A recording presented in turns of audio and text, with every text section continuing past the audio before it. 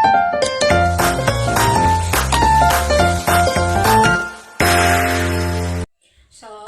perkenalkan nama saya Marsalaini Clarita Kali dengan NIM 23010800055 dari Prodi Pendidikan Ekonomi.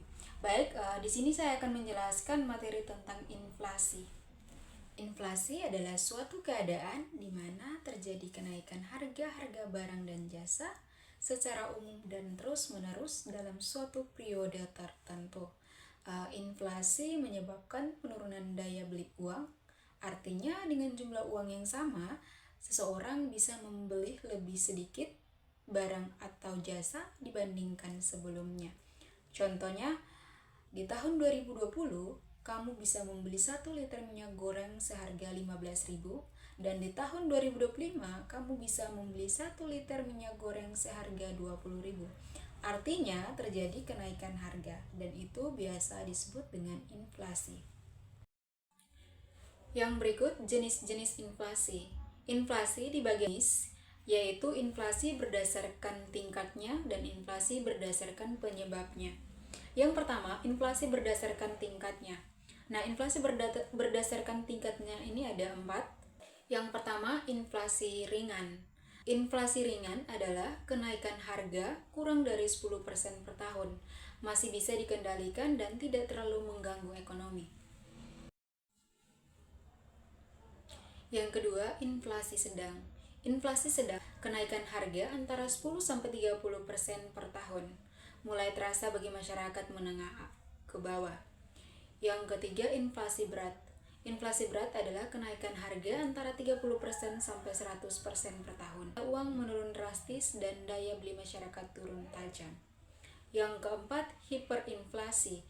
Nah, hiperinflasi ini merupakan kenaikan harga lebih dari 100% per tahun. Perekonomian bisa lumpuh dan uang menjadi hampir tidak bernilai. Yang kedua, inflasi berdasarkan penyebabnya. Jenis inflasi ini dilihat dari faktor yang mendorong terjadinya inflasi. Yang pertama, permintaan barang. Hal ini terjadi ketika permintaan barang atau jasa meningkat secara tiba-tiba melebihi kemampuan produksi. Yang kedua, naiknya biaya produksi. Hal ini disebabkan oleh naiknya biaya produksi, misalnya kenaikan harga bahan baku, gaji buruh, atau energi. Dan yang ketiga, inflasi moneter. Nah, inflasi ini terjadi akibat terlalu banyak uang yang beredar di masyarakat yang menyebabkan nilai uang menurun dan harga barang menjadi lebih mahal. Sebab utama terjadinya inflasi.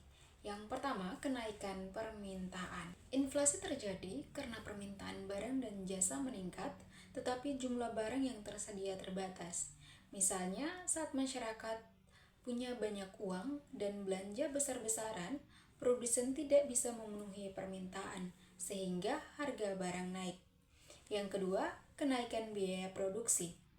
Hal ini terjadi ketika biaya produksi naik, seperti minyak dunia naik, biaya transportasi naik, harga barang ikut naik.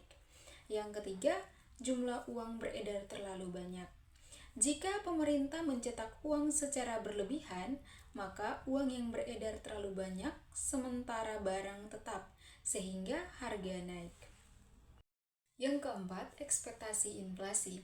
Jika pelaku ekonomi, perusahaan atau konsumen mengira harga akan naik di masa depan, mereka akan menaikkan harga atau belanja lebih awal yang justru memicu inflasi.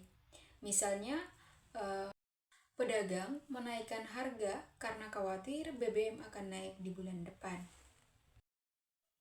Yang kelima, inflasi impor. Nah, inflasi impor ini inflasi yang disebabkan oleh kenaikan harga barang impor atau melemahnya nilai tukar mata uang, misalnya rupiah terhadap dolar.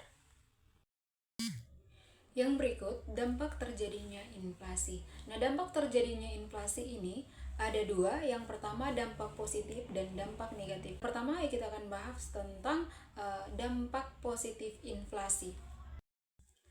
1. Dapat mendorong produksi dan investasi. Yang kedua, mengurangi beban utang. Dan yang ketiga, meningkatkan permintaan negara. Dan yang kedua, dampak negatif dari inflasi. Yang pertama, menurunnya daya beli masyarakat. Yang kedua, merugikan golongan berpenghasilan tetap. Yang ketiga, ketidakpastian ekonomi. Yang keempat, suku bunga naik. Dan yang kelima, distribusi pendapatan tidak merata. Yang berikut cara mengatasi inflasi. Nah, ada 3 cara untuk mengatasi inflasi. Yang pertama, adanya kebijakan moneter. Nah, kebijakan moneter ini dilakukan oleh Bank Sentral, misalnya Bank Indonesia, untuk mengatur jumlah uang yang beredar melalui suku bunga dan kredit di masyarakat. Dan yang kedua, kebijakan fiskal.